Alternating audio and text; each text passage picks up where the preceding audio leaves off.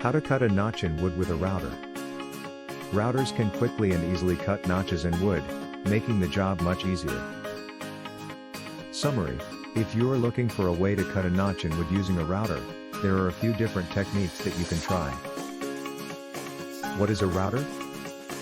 Routers are handheld or table mounted, and they have a spinning bit that does the cutting. Why should you cut a notch in wood with a router? One of the most common uses for a router is to cut notches in the wood. Step 1. Decide on the size of the notch. Notches can be cut for various reasons, such as fitting pipes or other objects into tight spaces or even just for decorative purposes.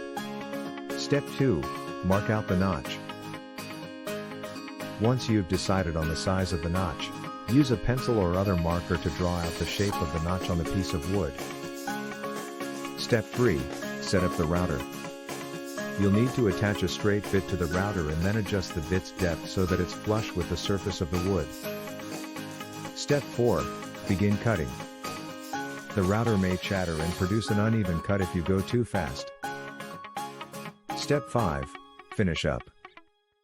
Now you know how to cut a notch in wood using a router.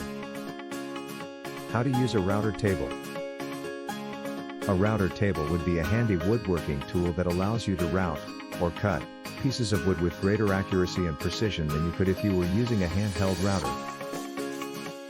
How to route a rabbet joint. A rabbet joint is one of the most versatile joints in woodworking. Tips and tricks for routing wood. Use a sharp bit.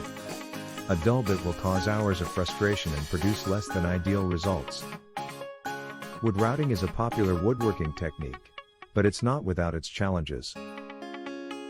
What type of wood can be notched with a router?